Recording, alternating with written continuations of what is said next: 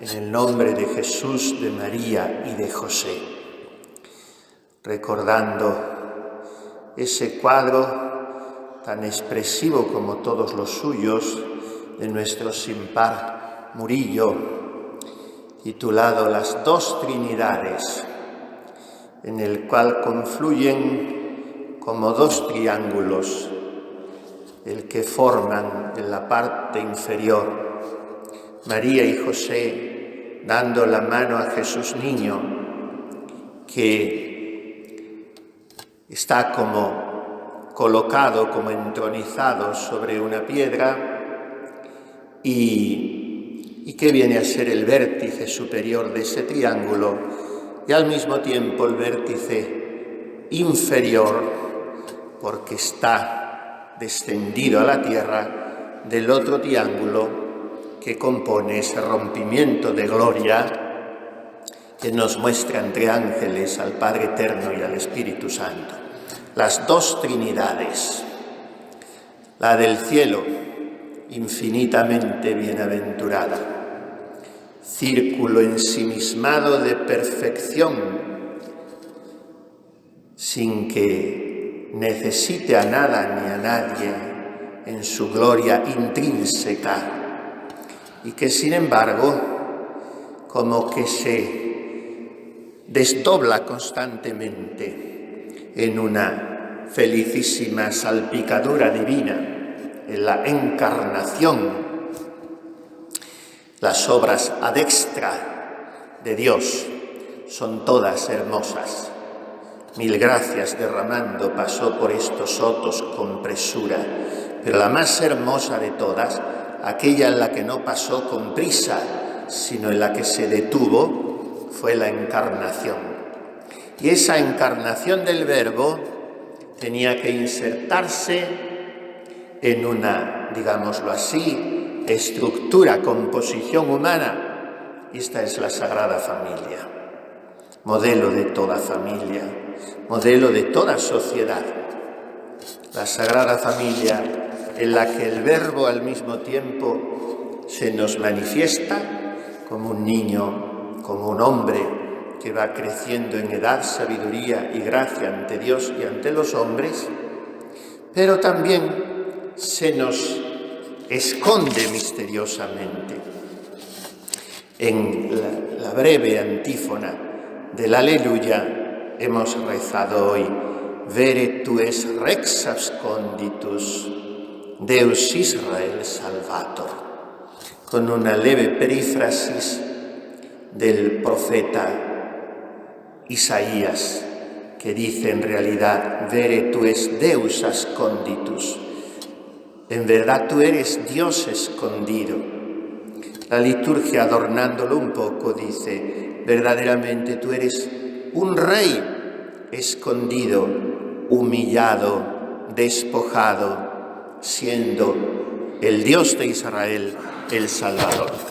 Este es el misterio sublime de la Sagrada Familia, que ni siquiera siendo las criaturas más santas y perfectas de la historia de la humanidad entienden María y José. Ipsi non intellexerunt verbum, no entendieron aquella palabra que les decía el niño cuando les respondió en una efusión de su corazón manso y humilde, aquel Jesús de 12 años. ¿Por qué me buscabais? ¿No sabíais que yo debía ocuparme, estar en las cosas de mi Padre?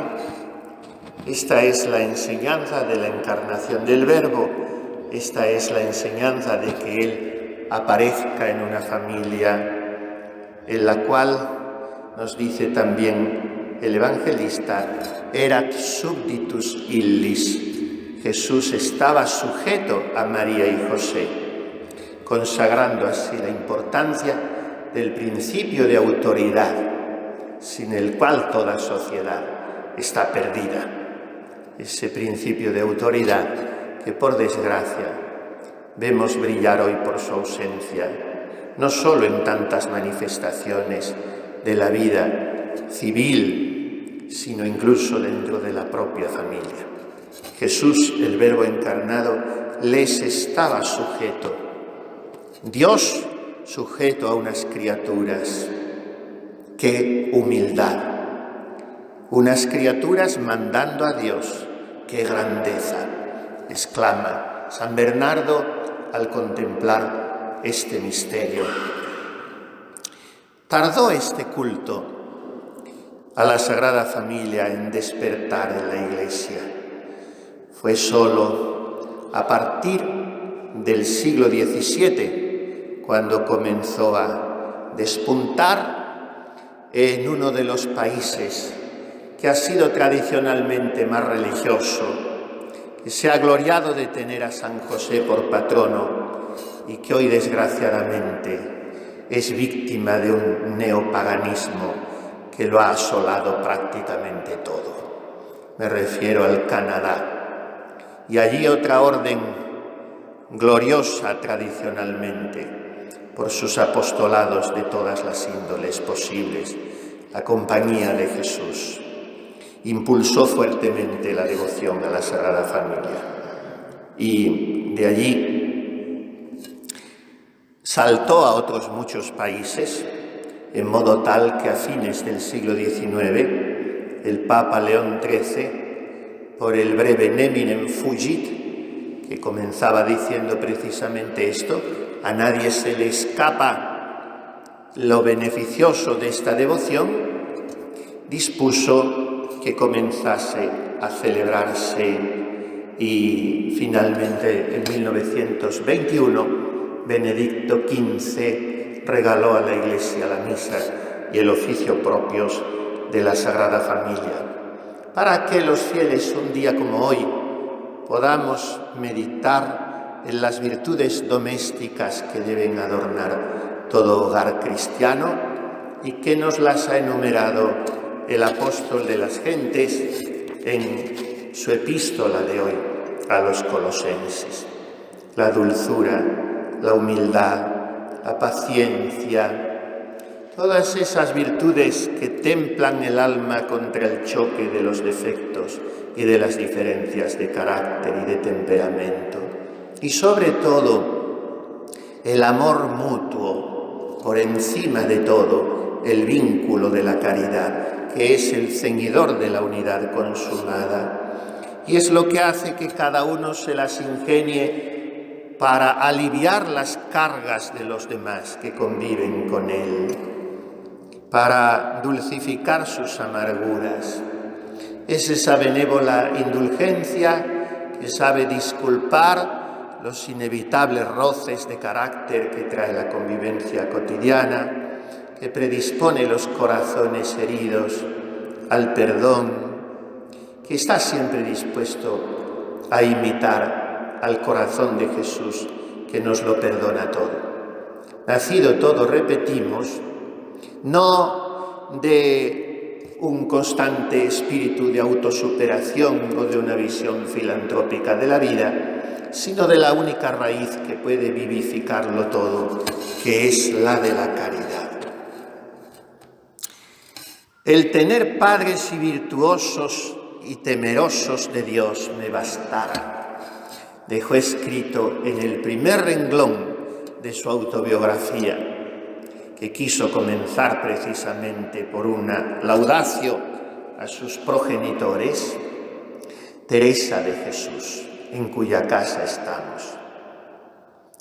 Y describe a su padre como un hombre aficionado a leer buenos libros, lo cual supuso un influjo muy benéfico para ella, el que su padre despertase en ella, como en los otros hermanos, la inquietud intelectual. Y esto, con el cuidado que mi madre tenía de hacernos rezar y ponernos en ser devotos de Nuestra Señora y de algunos santos, comenzó a despertarme de edad, a mi parecer, de 6 o 7 años. Ayudábame no ver en mis padres favor, sino para la virtud. Tenían muchas.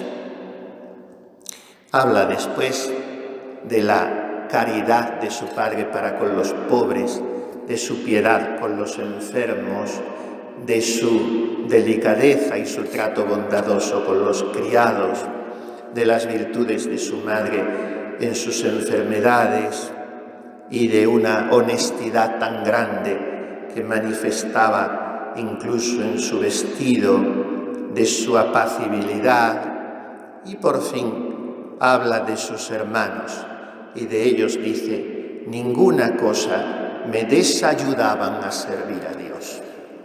Párrafos muy similares a los de la doctora mística se encuentran en las obras de tantos santos.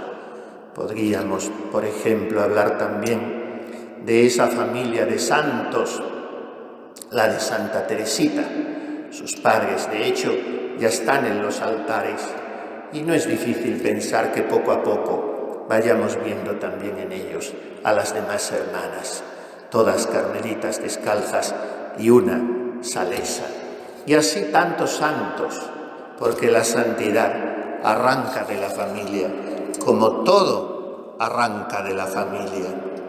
Por eso el déficit moral de hoy encuentra su origen en la familia. Un piadoso autor, maestro espiritual y bendito responsable de la reforma litúrgica, la auténtica, la que se dio a fines del siglo XIX, el insigne benedictino don Guéranger, escribe así en su meditación de la fiesta de hoy: a los ojos del cielo no es tan detestable una invasión de hordas salvajes avanzando por una región floreciente y arrasándola a sangre y fuego, como una ley que sanciona la disolución del vínculo matrimonial o que arrebata a los niños al cuidado y educación de los padres. Esta ley, esa plaga deletérea del divorcio, como la llama el último concilio, está hoy admitida con total naturalidad en nuestra sociedad, incluso en nuestras familias sedicentes católicas, y avisó de su peligrosidad y de sus consecuencias absolutamente perniciosas. Uno de los pocos pastores valientes que hubo entonces en España, el mismo que avisó de las consecuencias que traería esta Constitución que ahora aclamamos como la suma de todos los bienes y que al fin no es más que una ley positiva, o sea, de quita y pon, con muchísimos aspectos mejorables, entre los cuales está la referencia a Dios y el cuidado de la familia, de la educación y la defensa de la vida. Me estoy refiriendo al ilustre cardenal primado de España, don Marcelo González Martín. Era brevísima su pastoral sobre el divorcio, como muy concisa fue también aquella que escribió y a la que solo se sumaron 8 intrépidos prelados españoles sobre la Constitución, pero en ambas ponía en guardia al pueblo español de lo que sobrevendría después de aprobarse una ley que parecía el conjunto de todas las tolerancias cuando la convivencia se hace imposible, la ley del divorcio, pero que supondría el desmoronamiento de la familia, como después, desgraciadamente, hemos tenido tantas tristes ocasiones de comprobar. Pongamos nuestros ojos en Jesús, María y José. Todos somos una gran familia, la familia de la humanidad. Todos formamos parte de la familia de la Iglesia, pero en particular todos pertenecemos a otra familia, la de la carne y de la sangre, más o menos larga o ramificada o más breve, porque las leyes biológicas han ido haciendo que en las orillas del camino vayan quedando aquellos que la componían cuando la familia era más numerosa. Pero al fin es la nuestra, y en esa familia hemos de santificarnos y a esa familia hemos de santificarla. No hay otro medio sino aprender del modelo de la familia sacrosanta que Jesús quiso tener en la tierra. José, dechado, acabadísimo de todo padre de familia, porque nadie como él representa tan cabal, tan dulce y virilmente la paternidad de Dios. María, el conjunto de todas las virtudes que constituyen el eterno femenino, cuyo perfume es capaz de transformarlo todo y cuya autoridad tan suave y discreta es la que en realidad conduce la familia. María y José nos enseñen a vivir en familia de modo verdaderamente cristiano, y María y José traigan a nuestra pobre España, a nuestro mundo descristianizado, la tan deseada reforma de costumbres y una conversión de los corazones que haga que todos, por haber vivido en cristiano, podamos terminar un día nuestra vida diciendo: Jesús, José y María, os doy el corazón y el alma mía. Así sea.